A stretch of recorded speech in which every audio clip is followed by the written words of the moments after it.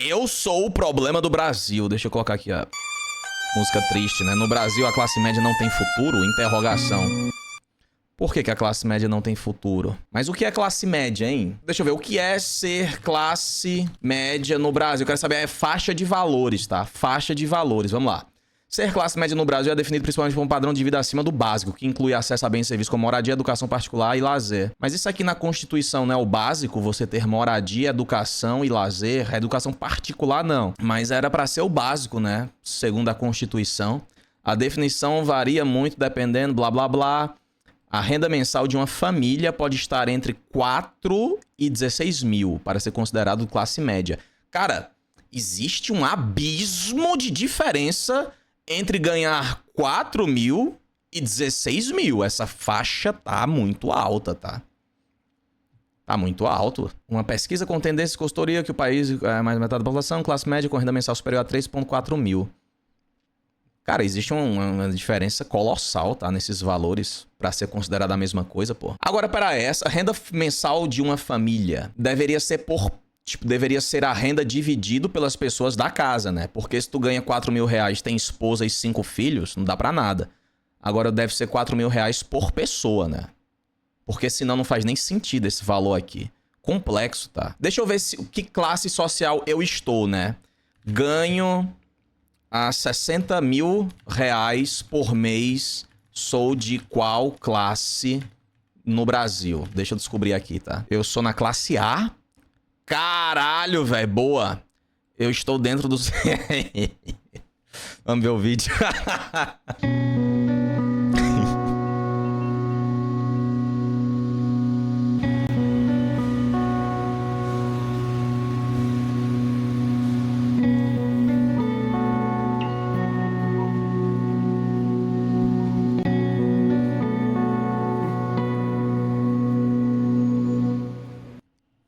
Bom, rapaziada, primeiramente, queria agradecer vocês, porque a gente finalmente alcançou a marca de 1 milhão, né? Minha plaquinha já tá aqui atrás. Agora eu tenho uma prateleira legal, pelo menos para poder deixar a plaquinha. E, enfim, queria agradecer vocês. No último vídeo aí eu pedi pro pessoal se inscrever, né? Já fazia tempo que a gente tava flertando aí com 1 milhão. E eu tendo pedido, realmente teve muito mais gente que se inscreveu do que geralmente tem. Então queria agradecer todo mundo novo, todo mundo que já tá aqui há muito tempo, né? Acompanhando desde lá do Japão. Quem que diria, né? Que eu teria que voltar pro Brasil para conseguir pegar 1 milhão de inscritos.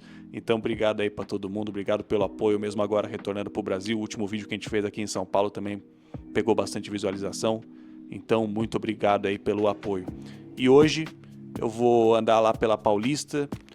Choveu nos últimos dias, eu gravei mais de um vídeo lá. Hoje vai ser uma caminhada de dia que eu fiz lá na Paulista outro dia. E enquanto isso eu vou comentando um pouco, vou falar um pouco sobre a minha história, a história da minha família e refletir um pouco sobre o pessimismo da classe média brasileira. E assim, eu demoro para postar vídeo aqui, né? Posto ali 1, 2 vídeos por mês no máximo, mas eu tô fazendo bastante live lá na Twitch, viu? Então, caso vocês não me acompanhem, eu vou deixar os links aí na descrição. Tenho feito 2, 3 lives por semana lá na Twitch, conversando, jogando alguma coisa. Então, para quem se interessar, os links vão estar aí na descrição. Eu lembrei, ele falou... ele falou agora da live da Twitch. Eu lembrei que eu tava vendo uma live do Gaules de CS, algum dos caras lá que faz a narração junto com o Gaules, algum dos amigos dele, falou assim, Gaules, eu tô fazendo live agora na escala 4x3. Aí o Gaules ficou, como assim? Tá fazendo live na escala 4x3? Aí ele, eu faço 4 dias de live e descanso 3. Aí ele ficou...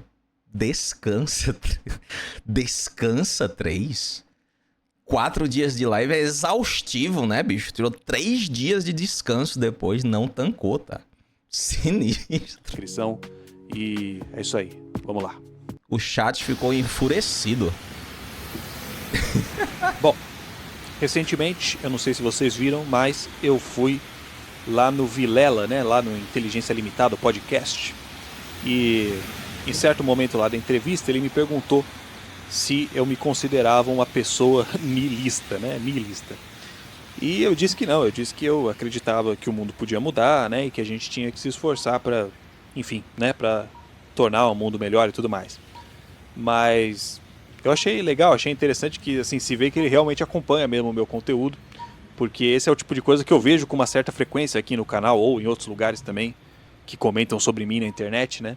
O pessoal sempre me acusa de ser nihilista, de ser depressivo, de ser pessimista, né? Louco. E já começa a fazer um monte de deduções a meu respeito, né? A respeito da minha família, da minha infância. E faz sentido, né? Tudo isso faz sentido, eu não levo pro coração, porque até pouco tempo atrás eu era meio que assim realmente, né? Eu sempre fui de classe média aqui no Brasil, classe média baixa, a famosa classe C, né? E retornando agora para cá, depois de ter morado por alguns anos no Japão, eu me deparei de novo com essa estética, com esse paradigma ideológico da classe média brasileira, que tende a ser bastante pessimista, bastante cético a respeito da possibilidade de se construir um mundo melhor, uma vida melhor, ou seja lá o que for, né? Isso está em toda parte aqui no Brasil e principalmente na internet, né? Principalmente na internet. Eu imagino que porque a classe média seja a que mais consome internet no Brasil. Então, para chamar a atenção na internet, acaba sendo muito conveniente emular essa estética nihilista, transmitir essa noção de que o mundo é uma merda, de que a vida é uma merda, de que o Brasil especialmente é uma merda, né? Porque o público se identifica com esse discurso com muita facilidade. E por isso eu continuo emulando essa estética, né? Para chamar a visualização, principalmente no título, nas miniaturas dos meus vídeos. Mas o meu discurso, né? O texto dos meus vídeos mudou bastante de uns tempos para cá. Provavelmente porque a minha vida mudou bastante de uns tempos para cá, né? Porque é lógico que a forma como a gente Gameplay de Paulista tá aparecendo, né? As bicicletinhas boas pra roubar aí, ó. pensa, as opiniões que a gente tem, são completamente condicionadas pela nossa experiência, né? Pela nossa experiência de vida. Que nem eu falei, eu vim de uma família de classe média baixa. Felizmente nunca me faltou nada, né, na vida, nunca me faltou o que comer, o que vestir, onde morar, né? Tive o privilégio de crescer numa região razoavelmente segura daqui de São Paulo, mas ao mesmo tempo sempre foi uma vida apertada, né, com dinheiro contadinho, né, sem nenhum luxo. A minha mãe criou eu e meu irmão sozinha, pai ausente, padrão, né? Então, ela sempre se matou de trabalhar, né, para dar uma condição legal pra gente. Só que lógico que assim, né, mesmo com ela trabalhando muito, o padrão de vida de classe média que a gente conseguia ter sempre veio principalmente da ajuda. Pera aí, galera. São Paulo é cinza desse jeito aí? Ou é o filtro da câmera que está acinzentando a imagem? Porque eu já estou ficando triste, tá? Eu estou ficando muito triste com este vídeo. Os dois é o filtro. Os dois, ok. Da minha avó, né? Porque o meu avô, que eu nem cheguei a conhecer ele morreu 2 anos antes de eu nascer. Assim, né? Não cheguei a conhecer, mas parece que eu conheci, de tanto que todo mundo sempre me falou sobre ele, sobre a vida dele e tudo mais. E ele trabalhou a vida inteira em 2 empregos, né? O cara era tipo o Július da vida real, era o pai do Cris da vida real. Ele trabalhou a vida inteira em 2 empregos e chegou a se aposentar nos 2 empregos, porque ele trabalhava na prefeitura daqui de São Paulo, né? Como servidor público. E trabalhava num banco antigo que se chamava Banco Bandeirantes, que nem existe mais hoje em dia, né? Foi engolido aí pelos conglomerados bancários. Então, ele conseguiu 2 aposentadorias, né? Uma do IPREM e uma do INSS. Eu nem sabia que isso era possível, ó. E assim, né? Ele era alfabetizado, lógico, mas também assim não tinha ensino superior nem nada, né? Ele tinha um cursinho de datilografia, que era tipo um cursinho assim de 6 meses, que era uma coisa bem de classe média também, assim, tá ligado? Que é aquela coisa pra aprender a digitar na máquina de escrever, que antigamente existia uma profissão só pra isso, né? E era isso que ele fazia, tanto no banco quanto na prefeitura. Ele era datilógrafo, né? Ele redigia os textos que passavam pra ele pra fazer ali documentos e tal, né? Impressos. Antes disso, ele trabalhava de lanterninha no cinema, que antigamente os cinemas eles não tinham aquela iluminação, né, os degraus iluminados. Então tinha um funcionário do cinema que ficava com uma lanterninha guiando as pessoas até as poltronas, né? Pra você ver como meu avô é antigo, todas as profissões que ele teve na vida nem existem mais hoje em dia, né? Mas enfim, antes de ser datilógrafo, ele era lanterninha. E depois, né, ele trabalhou a vida inteira nesses 2 empregos aí. E essas 2 aposentadorias dele acabaram se tornando pensões para minha avó quando ele morreu, né? Então a minha avó, a gente sempre morou com ela, eu fui criado por ela em grande parte, porque a minha mãe sempre teve que trabalhar, né? E o que aliviava a nossa vida, o que nos permitia levar um estilo de vida. Em dias de chuva, São Paulo é assim, rende. Bem nublado e cinzenta, vai tomando. Muito cinzento, hein? Estão falando que é os dois, né? A cidade e o filtro. Aí fica ainda mais cinza que o normal. Sinistro. Mais próximo da classe média sempre foram justamente essas duas pensões que a minha avó recebia do meu avô, né? Eu cresci ouvindo minha avó dizer que não sabia o que seria da gente quando ela morresse, né? Pedindo. Mas eu já vi muita gente que mora lá comentando que a cidade é realmente um local que tem uma vibe triste. Por isso que eu perguntei se a cidade é assim mesmo. Porque agora eu estou entendendo a galera que fala que a vibe de lá é muito triste, depressiva, né? Um povo sofredor, viu?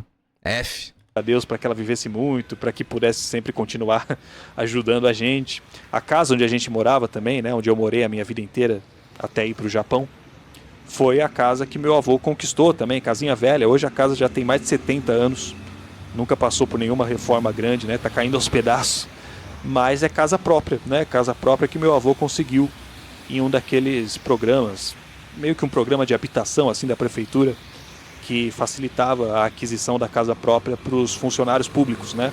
A minha rua, onde a gente morava, todos os meus vizinhos eram família de gente que trabalhava na prefeitura daqui de São Paulo, né? Que também entrou por meio desse programa aí, tá ligado?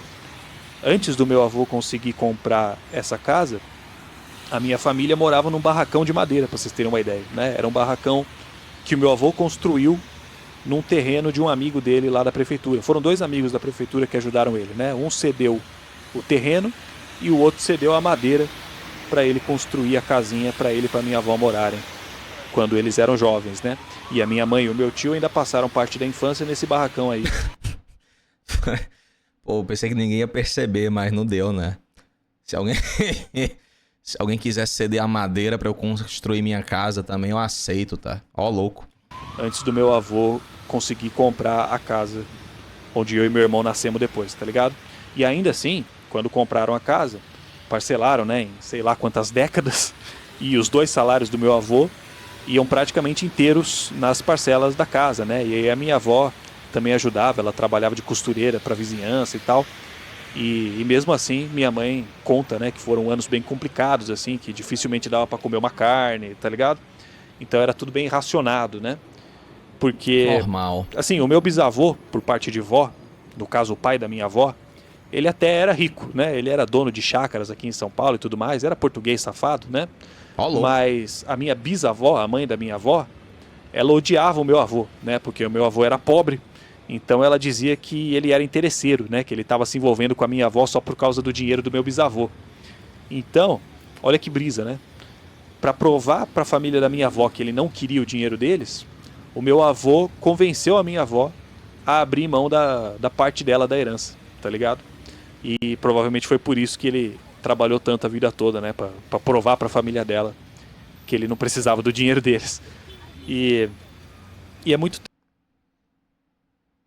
F, né? Mas, provavelmente não serviu de nada. Devem ter continuado pensando que ele era interesseiro, mas... Ok, né? Triste, tá ligado? Porque no fim da vida, quando meu avô conseguiu se aposentar, primeiro ele se aposentou da prefeitura, se eu não me engano, por tempo de serviço, e depois ele se aposentou do banco por idade, né? E aí, uma semana depois dele ter se aposentado do banco, ele teve um AVC, né? Teve um AVC, já ficou bem debilitado.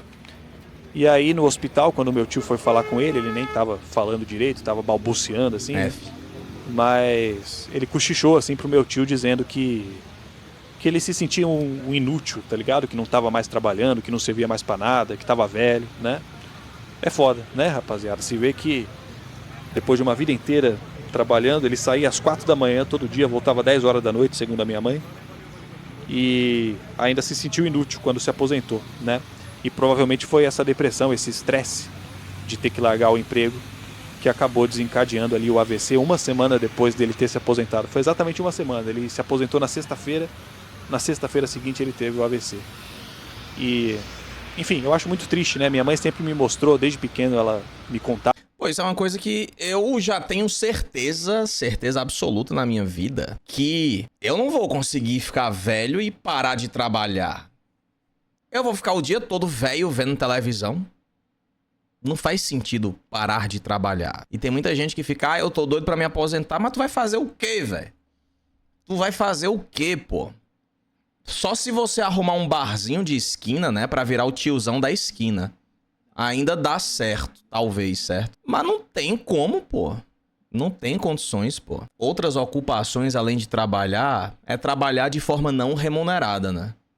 Praticamente você vai dizer o seguinte, né? Bom, me aposentei, agora eu vou trabalhar de forma não remunerada. Sei lá, vou ficar cuidando de um jardim aqui de casa e tal. Vou arrumar hobbies que não remuneram, mas que acabam sendo um trabalho.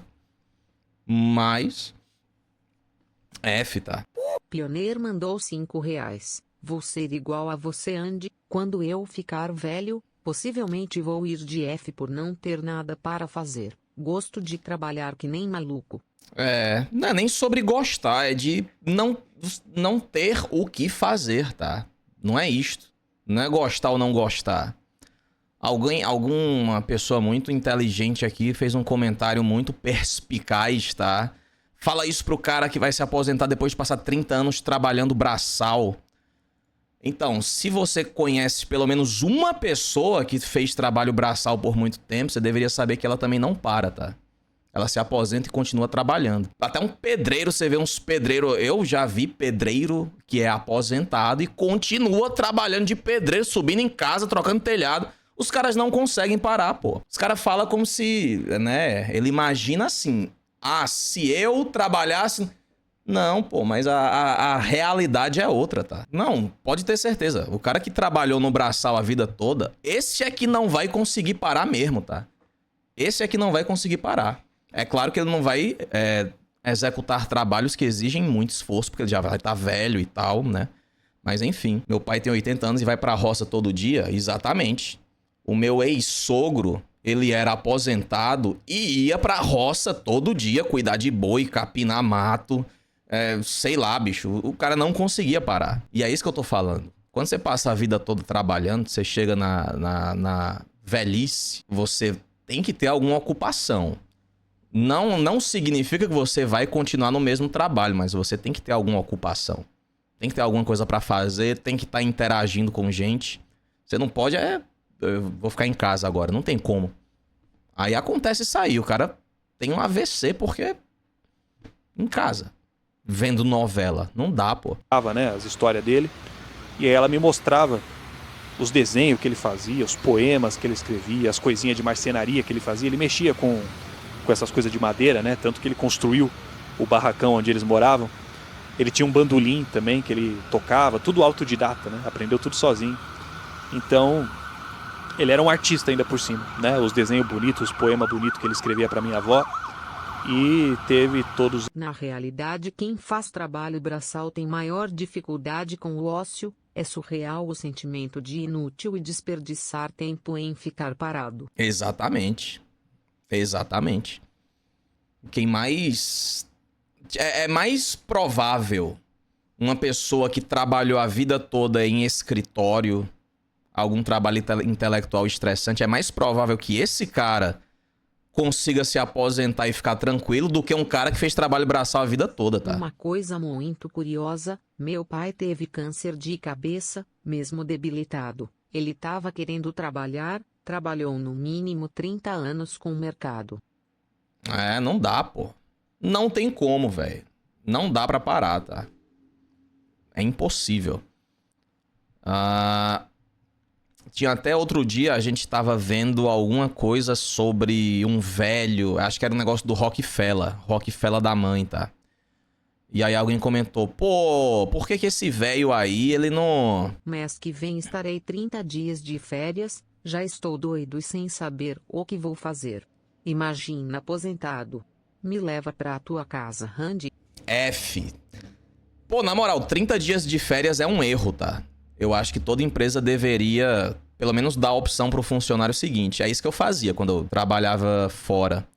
Eu pegava uma semana de férias, Aí depois de um tempo, mais uma semana de fé. Depois de um tempo, mais uma semana. É muito melhor. 30 dias é ruim. Depois da primeira semana, você tá de saco cheio. Uma semana eu acho que é perfeito. E aí você distribui isso ao longo do ano. É muito melhor do que um mês direto. Mas eu acho que tem poucas empresas que devem permitir, tá? Isso aí. Não sei, tá? Provavelmente eles acham... É muito mais fácil pra empresa dar logo os 30 dias e ponto final. Mas enfim, aí como eu estava falando, tava tendo um vídeo lá do Rockefeller. E aí alguém comentou, por que esse velho aí, ao invés de ficar brigando por poder e por ter mais dinheiro e por conquistar mais empresas, por que ele não foi descansar? Não dá, pô, não dá pra um cara que ficou a vida toda trabalhando, querendo... Sei lá, o cara tem um posto de gasolina e ele vai e consegue abrir outro posto e abrir outro e o negócio dele vai crescendo, o negócio dele vai ficando enorme. Ele não vai conseguir parar mais nunca, tá? Já era, filho. Ele vai morrer trabalhando, tá? E se ele parar, ele fica louco. É isto. Esses talentos suprimidos aí por uma vida de trabalho extenuante, né? Mas foi graças a ele que a gente sempre teve a nossa casinha, que a gente sempre teve condição de levar uma vida mais digna, né? Inclusive, se não fosse por ele, nem pro Japão eu tinha ido, porque para conseguir o visto de estudante japonês, eu precisava apresentar um fiador, né? Um parente que tivesse uma renda razoável para me salvar em casos de emergência, caso eu passasse por necessidade lá no Japão, né? E o único parente que eu tinha que possuía ali a renda suficiente para ser meu fiador era a minha avó, né, que recebia as 2 pensões do meu avô. Mesmo assim, ainda foi ali na risca, né, foi no limite do que a imigração japonesa exigia de renda. E assim, se eu precisasse de ajuda lá, ela não poderia ajudar de qualquer forma, porque todo o dinheiro dela ia para manter a casa aqui no Brasil, né? Tanto que tiveram vezes que eu fiquei apertado lá no Japão, tive que pedir dinheiro para amigos e tal, né, para ajudar, porque da minha família mesmo não tinha como. E a verdade é que se eu não tivesse ido para o Japão, vocês nem sequer estariam me escutando agora, né? Eu estaria em algum empreguinho aqui no Brasil e seria um completo desconhecido. O último emprego que eu tinha aqui antes de ir para o Japão, eu ganhava 1.800 conto por mês, né? Como designer, porque eu também dei sorte, né? Eu fui o primeiro da minha família a conseguir entrar numa faculdade, porque eu saí da escola ali para 2011, mais ou menos, que era uma época que estava tendo muito investimento nas universidades aqui do Brasil, né? Muitos programas sociais e tal. E assim, né, eu não era pobre o suficiente para conseguir entrar por cota, né, em universidade federal, mas as universidades privadas ficaram mais acessíveis também, né, para o pessoal de classe média nessa época. E a minha mãe, ela se esforçou muito, ela fez muita questão que eu fizesse uma faculdade. Eu não queria, né, eu achava que era perda de tempo, não tinha nenhum curso, nenhuma profissão assim que eu sonhasse em seguir, nem nada do tipo. Mas ainda bem que ela insistiu, porque se não fosse também pelo diploma, eu não teria conseguido visto de trabalho lá no Japão depois, né? Mas, enfim, eu tô contando tudo isso porque é lógico que, diante da vida que eu levava... Hoje em dia a universidade só não faz quem não quer, né? Loucura, viu, bicho? Quando eu fiz faculdade... Pierre mandou R$5. Uma coisa, se o Moisés Silva quiser trabalhar um mês aqui comigo tá liberado, kkkk, vai ganhar nada. Só uma Coca-Cola de 1 litro e um pão de forma. Ó, louco. Geralmente é só pau e água, né? Já tá dando uma coca e um pão, já tá bom, né? Tá bom, tá bom. Então, né, no tempo que eu fiz faculdade, eu lembro que eu tinha uma nota baixa no Enem, tipo... Dava o que lá no SISU? Eu nem sei se mudou o sistema, mas deve ser a mesma coisa hoje. Uma nota de tipo 690, um negócio assim. E porque eu tinha feito, era o 2º ano ainda do ensino médio, eu fiz só pra rir. E já foi o suficiente pra entrar pelo ProUni na universidade particular e também dava pra eu ter entrado na universidade pública. Na verdade, eu entrei primeiro na Federal, Engenharia do Petróleo. Só que era em outra cidade. Aí eu pensei, não quero não, fazer aqui mesmo. Aí eu entrei numa particular perto da minha casa, pelo ProUni. E aí eu tinha pensado em mudar pra Federal depois, porque tinha um preconceito de que particular era ruim e Federal era bom. Só que depois que eu entrei na particular e eu vi que era muito melhor lá, eu fiquei, vou ficar aqui mesmo, velho. Eu vou pra Federal, vou nada. Porque na Federal era manhã e tarde, o curso. Então você não tinha tempo pra trabalhar, a não ser que você fosse trabalhar à noite. E na particular era só de manhã ou de noite, só um período. Aí eu pensei, opa, bom pra eu arrumar um emprego. E aí é isto, né? E tipo, se naquele tempo, com uma nota baixa, você já passava em federal, ProUni, na particular, imagina hoje. Deve estar ainda mais fácil, tá? Só não faz quem não quer. Estava aqui no Brasil, consequência, né, de toda essa história da minha família, do meu avô, eu realmente não tinha muito motivo para ser otimista, tá ligado? É exatamente aquela situação em que você não tá ferrado, né? Você não tá passando fome, mas você também não tá bem de vida, né? Ao ponto de conseguir fazer muitos planos para o futuro. Então você fica naquele limbo, né? Você se conforma com os seus R$2.000 por mês e é isso, né? A vida é uma merda, né? Eu não tinha família para sustentar, não tinha aluguel para pagar. Tá mais difícil hoje, depende do curso, tá? Esquece medicina, o resto. Qual é o curso que tá difícil de entrar hoje em dia? Porque até onde eu sei, não existe curso difícil de entrar, não. TI no geral, ADS em engenharia da computação, artes e psicologia é muito difícil. Eu tô por fora, tá? Programação, concurso. Mas quem é que tá falando de concurso, pô? Estamos falando de entrar na faculdade, tá? Vestibular, Enem, Sisu, blá blá blá. Quero fazer aqui engenharia civil. Na Universidade Federal de São Paulo, Rio de Janeiro. Curso na área de TI, alguns exigem bastante. Na área de TI, deve ser alguma cidade muito específica, viu? Porque aqui, aqui é fácil. Pra um caramba. Mas tudo bem, deve ter poucas exceções, tá? Exige saber ler e escrever. Tá bom, boa, Né? Não tinha racismo pra lidar. Então, eu me contentava com os meus 1.800 conto por mês e a minha única ambição na vida era juntar dinheiro para comprar um PC Gamer, tá ligado? No fim eu não comprei o PC Gamer. Eu usei os meus 3 anos de economia para ir como estudante pro Japão, que também é um reflexo da minha condição, né? Esse é um pensamento típico de classe média. Você já deve ter ouvido alguém de classe média dizendo que a única saída do Brasil é o aeroporto, né? Isso também está em todo lugar e também é um reflexo desse pessimismo, desse niilismo, né? Essa noção de que o Brasil não tem jeito e a única solução é sair daqui, né?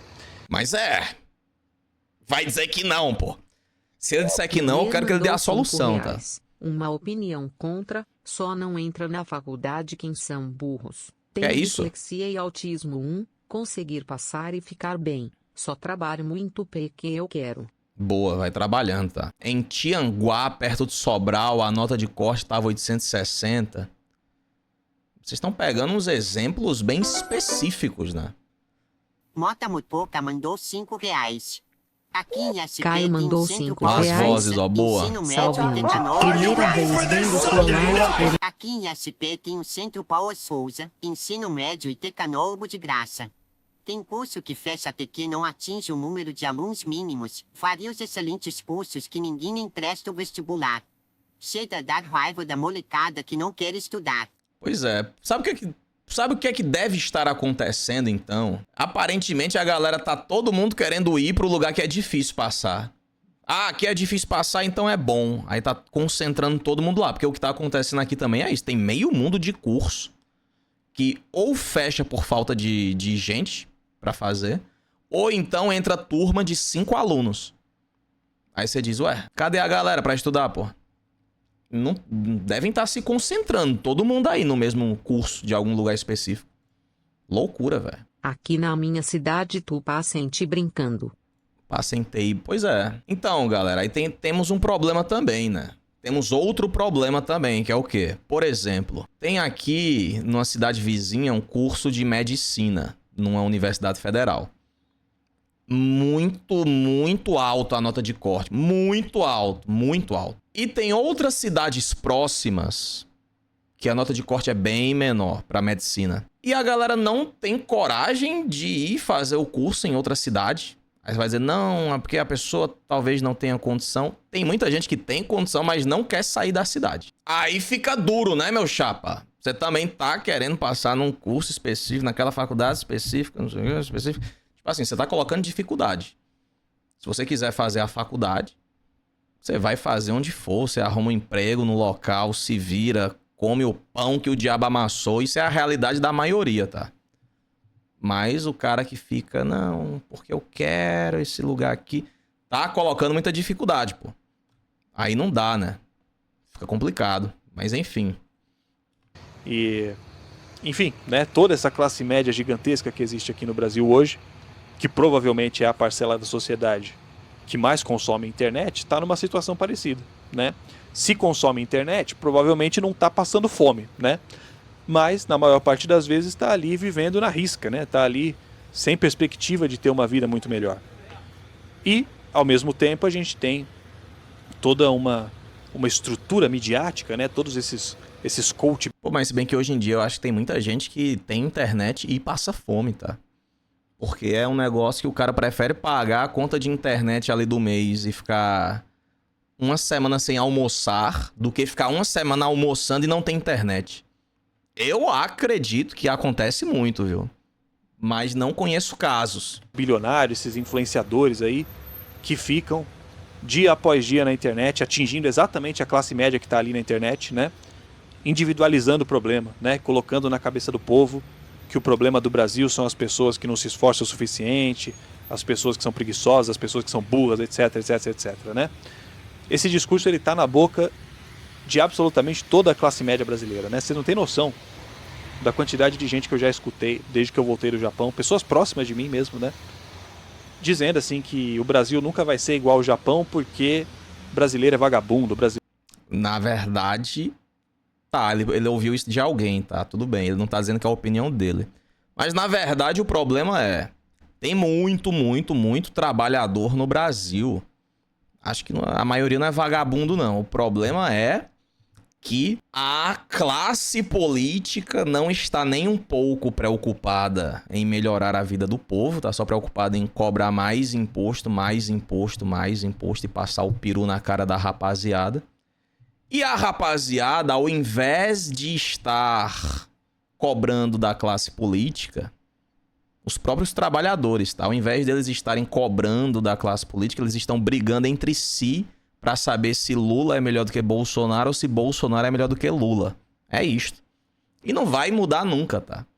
Vai continuar assim pelos próximos anos. Pode ser que piore, pode ser que melhore. Mas uma mudança radical nas próximas décadas eu acho muito pouco provável, tá? Difícil.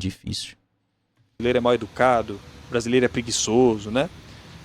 Esse ano vou tentar pela segunda vez entrar em Geografia na USP, já sou formado em ARC, mas quero outra, de preferência sem pagar, mesmo que na quinta chamada, o importante é passar, vai tomando. Vai tomando. Então, por exemplo, entrar na USP deve ser difícil, eu imagino, independente do curso, né? Porque é a universidade famosona e tal.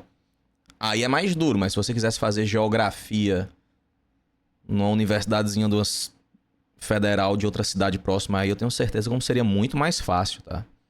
Mas vai escolhendo, boa. Vai dar certo. As pessoas que dizem isso, elas não são ricas, elas não estão bem de vida, né? Tá todo mundo ferrado, né?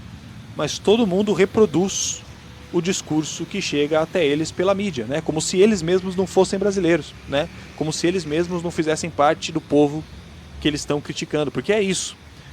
O povo reproduz o discurso de uma elite que está lá longe, né? Uma elite que está bem de vida, distante do povo, que muitas vezes nem mora no Brasil e que se beneficia do fato do Brasil ser como é, né? Que enriquece às custas da miséria do povo. E aí, quando você convence as pessoas de que o problema do Brasil são elas mesmas, né? Isso imobiliza, né? Isso embarga qualquer projeto de mudança. Fica parecendo que o fracasso é inevitável, né? E que tudo que você pode fazer é se contentar com o pouco que você tem. Tá ligado? Então, voltando agora para o Brasil, se tornou bastante evidente para mim o motivo de um dia eu ter sido esse, entre aspas, nihilista, né? As condições que me cercavam, onde eu cresci, né? Me induziam a essas conclusões. Agora, a partir do momento em que eu saí do país, né, e pude enxergar a situação lá de fora, e não só isso, mas também eu melhorei de vida, né? Comecei a ter mais tempo para ler, para estudar, que são coisas que eu sempre gostei de fazer, mas às vezes eu não tinha tanto tempo, não tinha tanto entusiasmo, né? E aí, fazendo tudo isso, entrando em contato com outras perspectivas e tudo mais, eu comecei a entender que as coisas não são tão simples quanto parecem, né?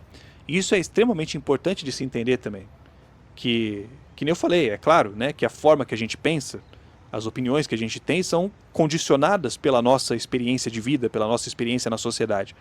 Mas isso não quer dizer que você esteja fadado a continuar preso a um conjunto de ideias para o resto da sua vida só porque você nasceu em determinado lugar ou em determinada condição, né? A mente humana abstrai, a mente humana aprende, tá ligado? Então é óbvio que estudando, é óbvio que entendendo estatísticas, entendendo a história, você consegue colocar tudo isso na balança e você consegue transcender as limitações ideológicas que te condicionam, né? É possível entender a realidade como ela é, independente das condições que te forjaram, né? Você não precisa ter passado fome na infância para entender os problemas do Brasil. Claro, né?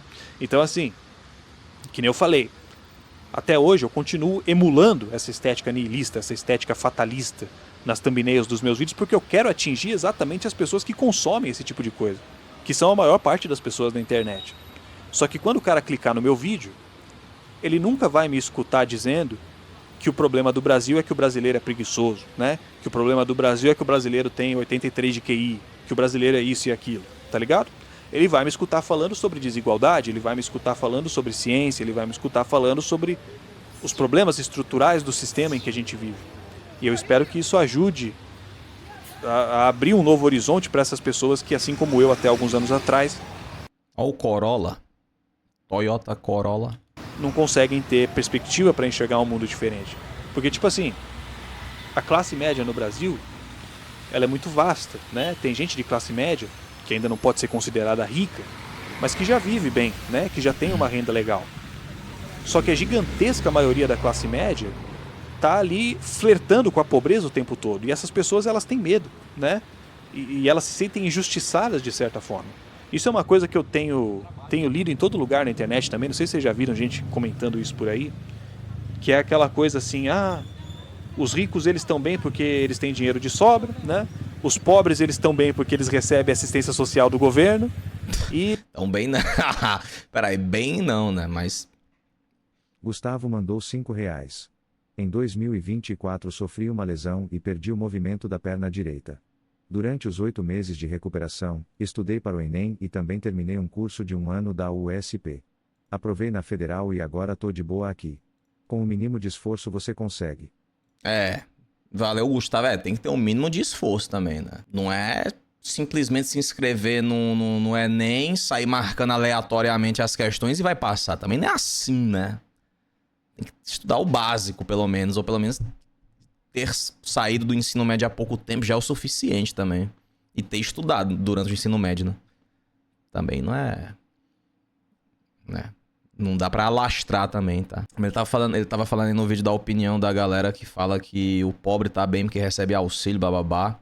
O que eu imagino que a grande briga sobre auxílio é o seguinte. Todo mundo sabe que essa merda desses auxílios é só uma coisa populista pro governo ganhar voto. O governo não está preocupado em ajudar o pobre, que se ele estivesse preocupado em ajudar o pobre, o auxílio seria dado de outra forma. E aí fica a má comunicação, fica os ricos dizendo, é tudo vagabundo, recebe auxílio, é tudo vagabundo, tudo pilantra.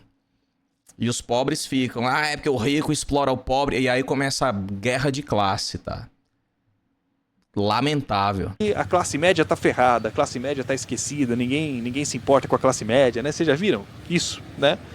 É lógico que isso não faz sentido, né? Porque se os programas sociais estivessem tornando a vida dos pobres melhor do que a da classe média, então eles não seriam mais pobres, né?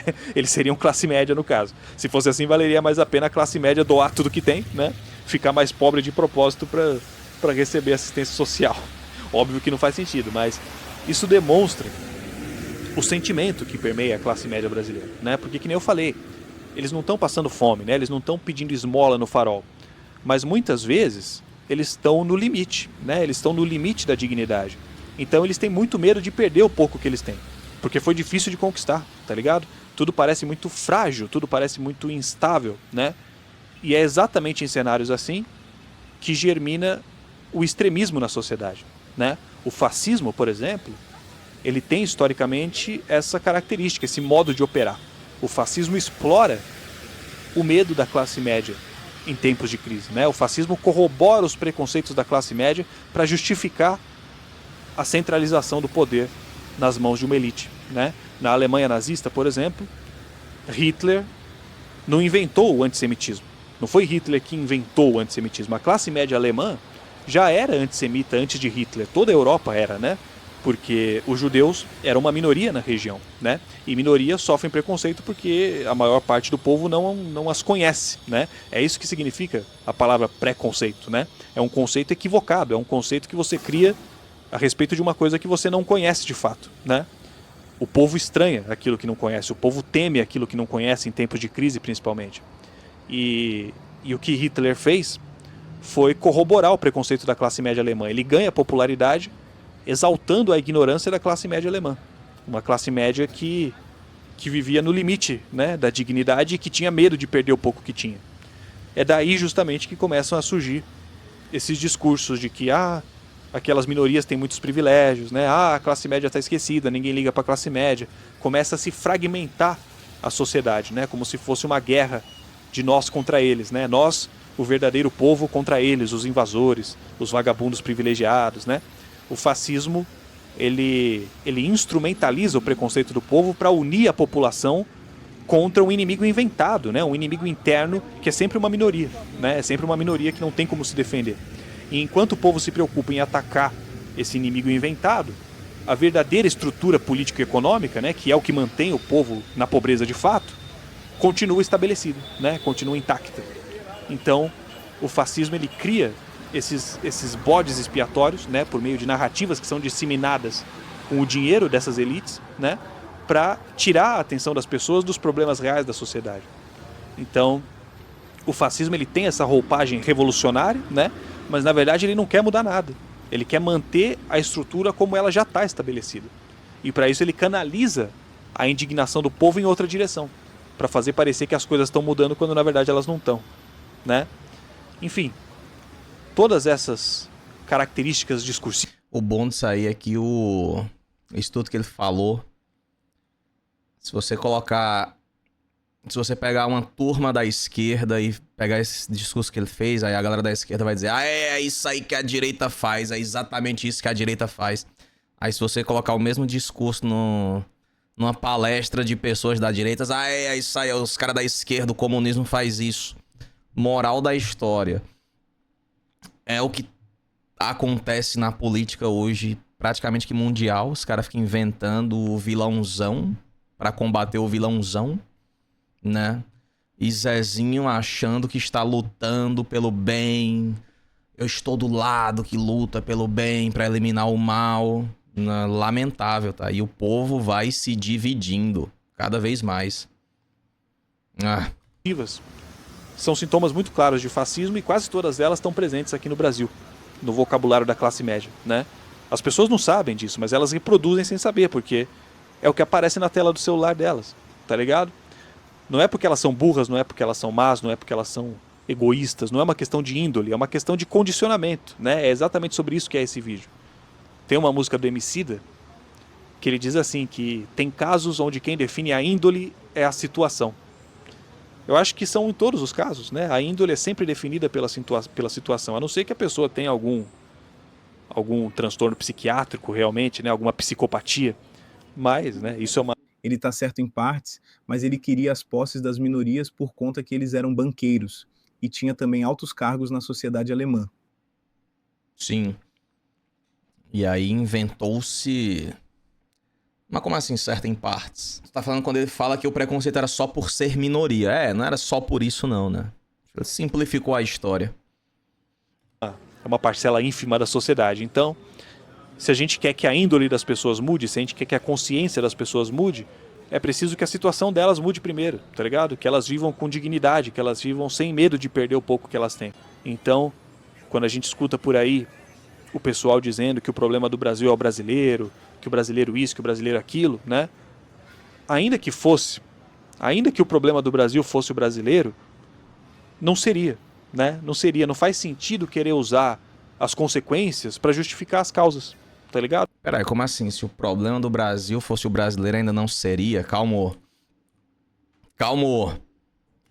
Ainda que o problema do Brasil fosse o brasileiro, não seria, né? Não seria, não faz sentido querer usar as consequências para justificar as causas, tá ligado?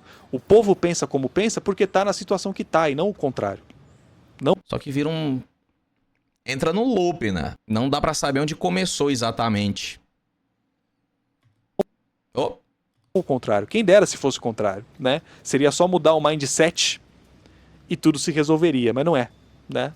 Enquanto a barriga estiver vazia, enquanto a vida for tão difícil, nenhum mindset vai mudar.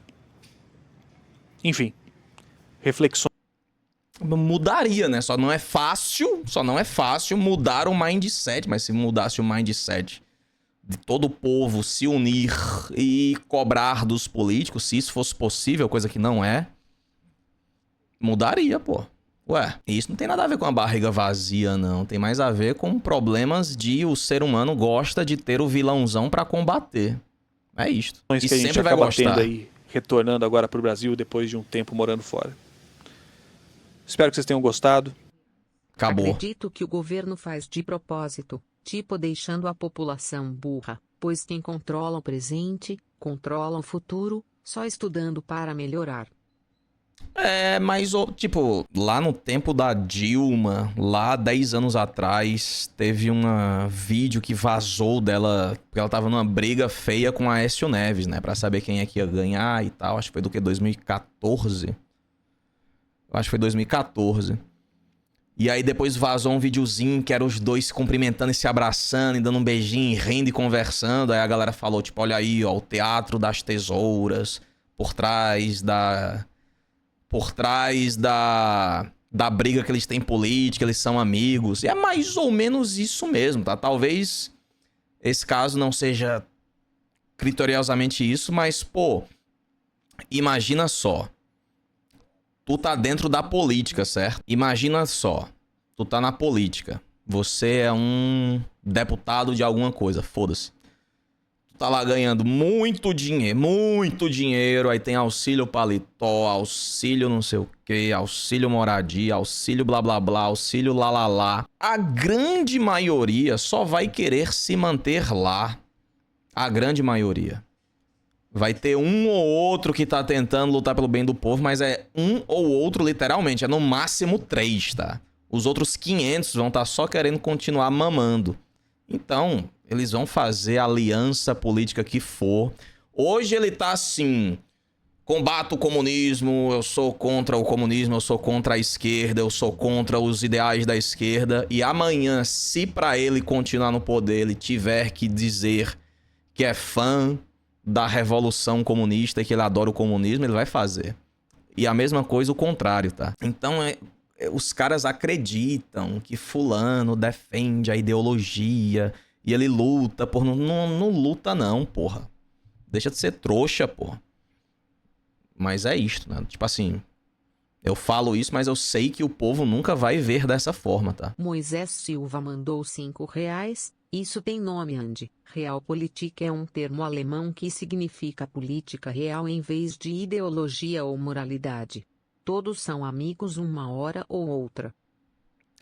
Política real? Pois é, exatamente. Essa coisa de ideologia aí é pra ganhar voto, tá? Mas o povo não entende não, velho. Mas enfim. Do texto e da caminhada. Desculpa aí se eu falei qualquer merda. E é nóis. Até a próxima. Beijos. Boa. Cidade cinza, maluco. Tá maluco, velho? Agora eu queria ver esse mesmo vídeo com filtro quente, tá? Só pra saber se São Paulo é tão feio assim mesmo. Mas é o dia nublado, filtro cinza, aí fica pior, né?